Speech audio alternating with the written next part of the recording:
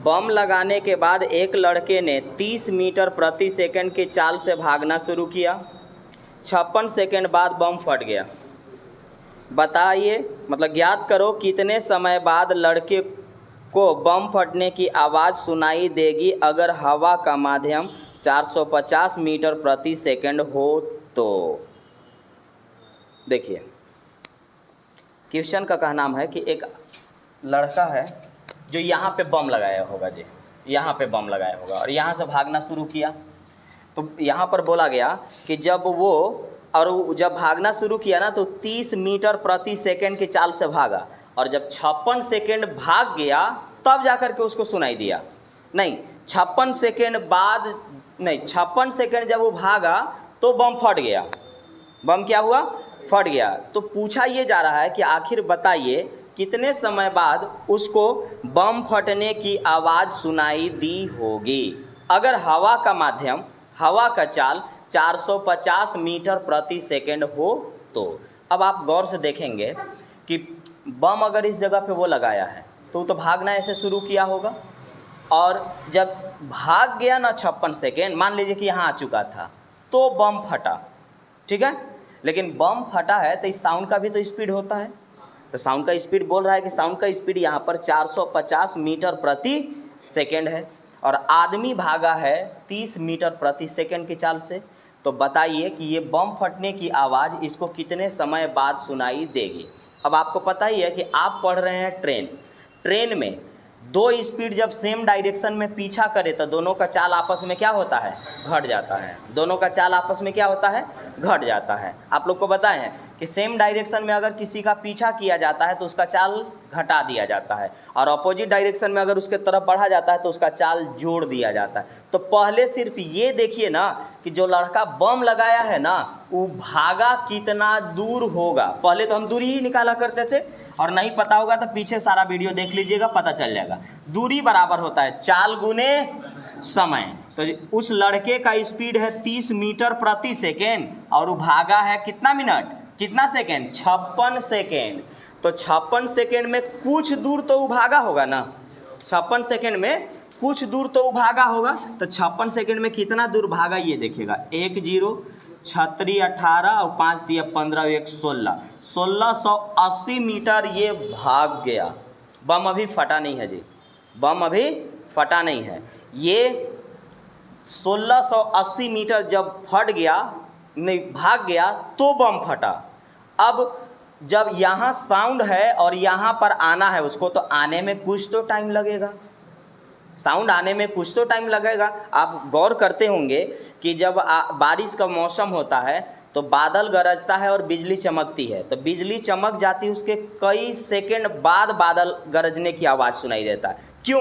क्योंकि लाइट का स्पीड ज़्यादा है वो तो पहुंच गया, साउंड का स्पीड कम है तो उसको आने में कुछ टाइम लगेगा ना।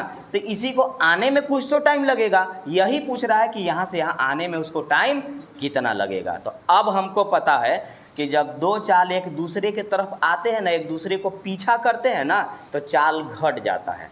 चाल क्या होता है? घट जाता है। तो उस लड़के का चाल है 30 मीटर प्रति सेकेंड और साउंड का स्पीड है 450 मीटर प्रति सेकेंड। इसी का नाम किताब में लिखता है सापेक्ष चाल, रिलेटिव स्पीड। और चाल सेम डायरेक्शन में क्या होता है? घट जाता है। तो ये रहा 450 माइनस 30, 420 मीटर प्रति सेकेंड के हिसाब से उसका पीछा किया जाएगा।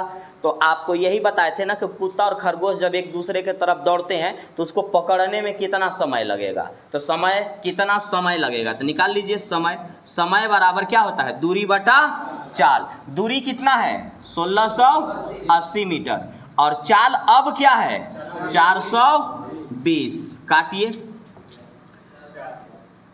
4 बार में, 4 सेकेंड बाद इसको सुनाई देगा जी। यानी जब बम फटा होगा उसके 4 सेकेंड बाद इसको सुनाई देगा कि हाँ अब बम फट गया। अब ध्यान रखिएगा, अब आप इस चीज़ से रियल लाइफ में जोड़ सकते हैं। जहाँ पे बम फटता है और फिर आपको सुनाई देता है तो मत सोचिएगा कि अभी फटा, वो कुछ सेकेंड पहले फटा था, उसको यहाँ आने में टाइम इतना लगा। बम जब फटा उसके कितने सेकेंड बाद ही सुन रहा है? 4 सेकेंड बाद। ठीक उसी तरह से जो आप लाइट देखते हैं ना, वो आपको मान लीजिए कि सूरज का या रोशनी पृथ्वी पर आने में 8 मिनट 20 सेकेंड लगता है। तो जो आप सूरज का पोजीशन देख रहे हैं ना, वो 8 मिनट 20 सेकेंड पहले का था। जो अभी भी आप जाके देखिएगा, जो सूरज का पोजीशन वो 8 मिनट 20 सेकेंड पहले के दिखाई देगा, क्योंकि उसका रोशनी आने में 8 मिनट 20 सेकेंड लगता है। ठीक उसी तरह से इसको लगेगा कि बम फट गया, जबकि 4 सेकेंड पहले ही फट गया है। तो यही पूछ रहा है कितने सेकेंड बाद बम फटेगा। तो 4 से नहीं, कब सुनाई देगा, तो 4 सेकेंड बाद सुनाई देगा।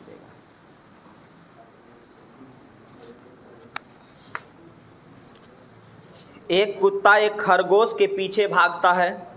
खरगोश कुत्ते से अपना 125 कदम माने जंप मान सकते हैं। खरगोश कुत्ता से 125 जंप आगे है। खरगोश जितने देर में 4 जंप लगाता है, कुत्ता उतने ही देर में 3 जंप लगाता है। ठीक है ना, ध्यान रखिएगा, हर एक टर्म याद रखिएगा।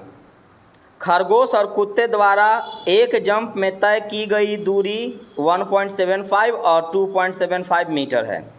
बताइए कितने जंप में कुत्ता खरगोश को पकड़ लेगा। मेन पॉइंट मैं बोल देता हूँ। एक जंप में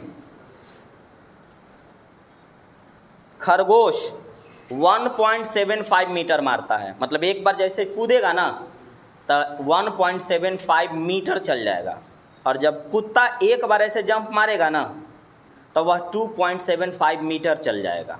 फिर जितने समय में खरगोश 4 जंप मारता है, उतने ही समय में कुत्ता 3 जंप मारेगा। अगर हम 1 सेकेंड लेंगे तो हम कह सकते हैं कि 1 सेकेंड में अगर ये 4 जंप मारेगा तो वह 1 सेकेंड में 3 जंप मारेगा। ठीक, हाँ। अब उसके अलावा भी खरगोश 125 जंप आगे है कुत्ता से। तो आइए सबसे पहले चीज़ कि ये लोग एक जंप में कितना दूर जाता है ये देखिएगा। तो ये रहा खरगोश। खरगोश को हम रैबिट लिख देते हैं, ठीक है, और डॉग को हम कुत्ता लिख देते हैं। तो ये खरगोश जो है ना, एक जंप में 1.75 मीटर जाता है, और कुत्ता एक जंप में 2.7 मीटर जाता है। 2 अंक के बाद पॉइंट, 2 अंक के बाद पॉइंट, पॉइंट से पॉइंट खत्म। 25 सत्ते और 25 से कम 25, 25 से कम 25। अब अगर मैं इसको तोड़ के बोलूं तो मैं ये कह सकता हूं कि खरगोश एक जंप में 7 मीटर जाता है जी। खरगोश एक जंप में 7 मीटर जाता है। कुत्ता एक जंप में 11 मीटर जाता है। इतना ही अभी आप समझ के रखेंगे। अब आइए, अब उसमें कहा गया कि खरगोश जितने देर में 4 जंप मारेगा। खरगोश कितना जंप मारेगा? 4 जंप। तो ये कितना जंप मारेगा?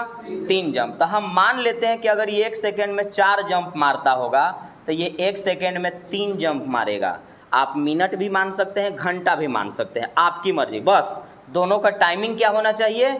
सेम होना चाहिए। दोनों का टाइमिंग क्या होना चाहिए? सेम। तो अगर मैं 1 सेकेंड को लेके चलूँ तो 1 सेकेंड में 4 जंप, 1 सेकेंड में 4 जंप।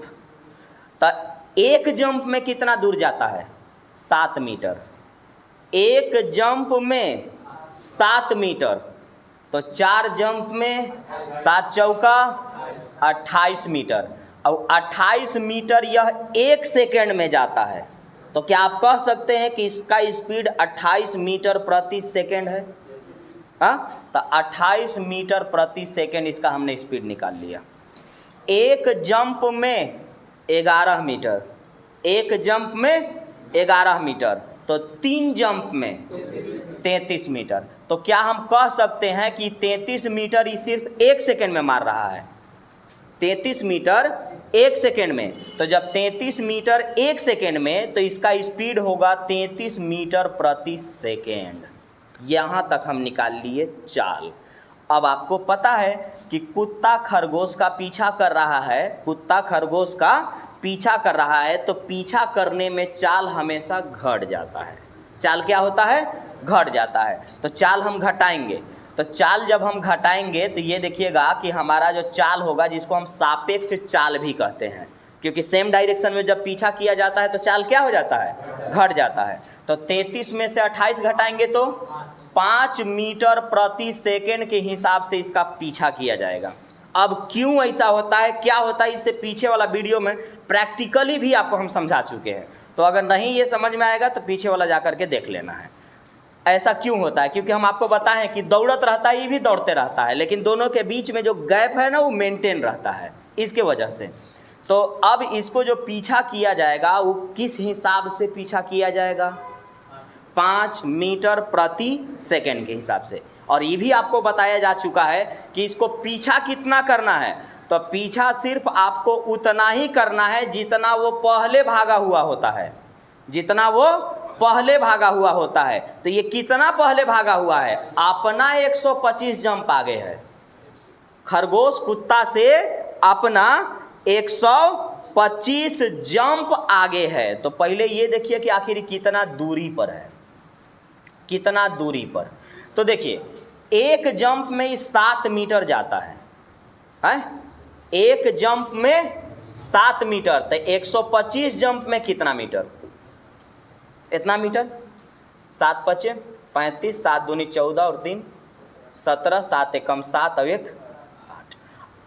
अगर लैंग्वेज की बात करें तो कुत्ता खरगोश से 825 मीटर आगे था, 825 मीटर आगे था। एक एक स्टेप लिख के देखिए, ज़्यादा लिखाएगा नहीं, और ज़्यादा जब लिखाएगा नहीं तो एग्ज़ाम में बनाने में आपको टाइम भी नहीं लगेगा। बस कंडीशन है कि एक सवाल को आपको घरे जाके इस लेवल के सवाल को कम से कम 4 बार 5 बार प्रैक्टिस मारना है, समझ के। जब कम लिखा रहा है तो टाइम भी कम लगेगा, लेकिन हमको बता इसलिए रहा हूँ कि जब तक इसको डीपली ना बताऊँ समझ में ही नहीं आएगा। तो अब हमको पता चल गया कि खरगोश 875 मीटर दूर पर है और इसको पीछा करना है। तो पीछा करने में कितना समय लगेगा ये देखिए। तो चाल कौन होगा, ये 5 वाला, क्योंकि चाल क्या होता है, घट जाता है। तो पकड़ने में लगा समय देखिए, तो समय बराबर होता है दूरी बटा चाल। तो 875 बटा में 5, 5 एकम 5, 3 हो गया यानी 37, 5 सते 35, 5 25। इसको लगेगा जी 175 सेकेंड लगेगा, और 175 सेकेंड में कुत्ता खरगोश को पकड़ लेगा। लेकिन सवाल यहाँ नहीं रुका है, एक स्टेप और आगे गया। अब पूछ रहा है आपसे कि बताओ कुत्ते को कितने जंप मारने पड़ेंगे, कुत्ते को कितने जंप मारने पड़ेंगे। तो अब हमको बताइए कि कुत्ता 1 सेकेंड में कितना जंप मारता था, 3 जंप तो ये था, ये वाला आपका जंप है, जंप।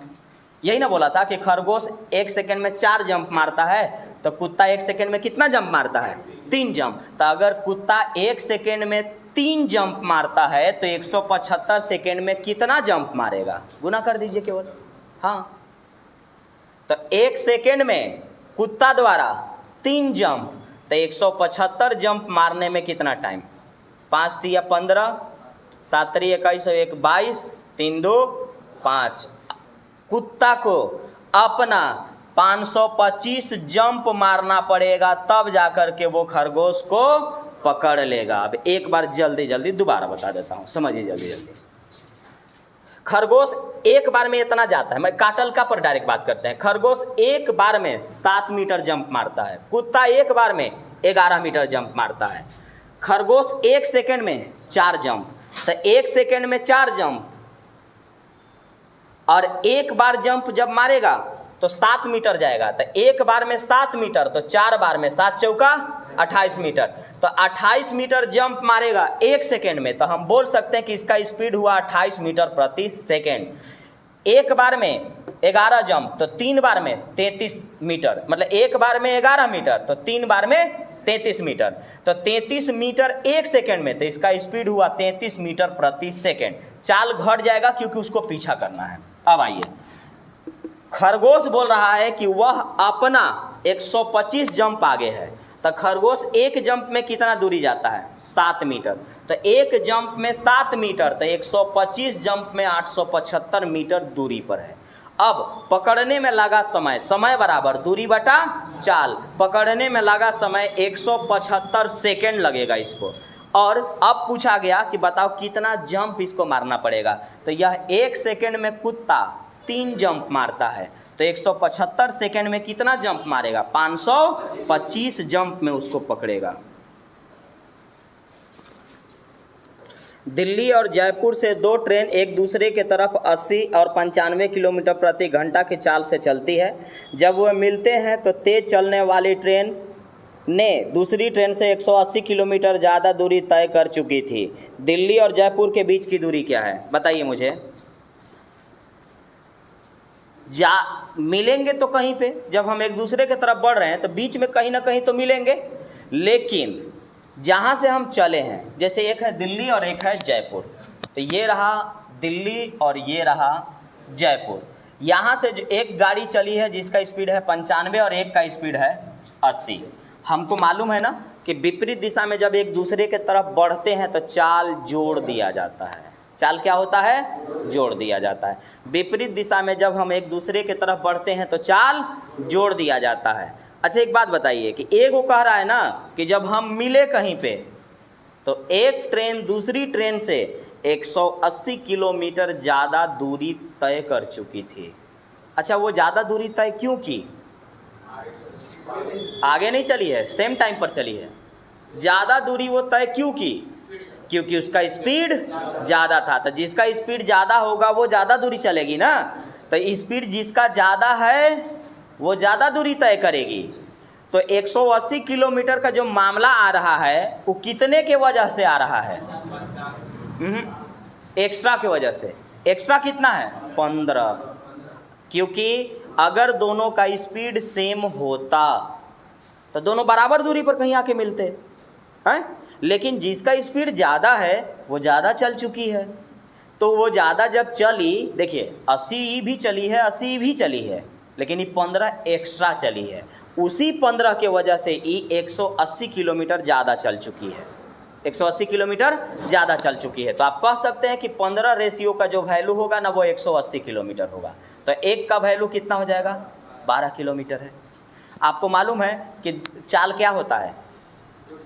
विपरीत दिशा में चाल जोड़ दिया जाता है। तो विपरीत दिशा में जब चाल जोड़ दिया जाता है तो अगर हम चाल लेकर के चल रहे हैं तो कुल तो चाले के बराबर ना होगा। जब ये चाल है तो पूरा जो दूरी कवर करेगा वो चाल के ही हिसाब से दूरी तय करेगा। तो ये देखिएगा 80 और 95 जब हम जोड़ेंगे तो कितना आएगा?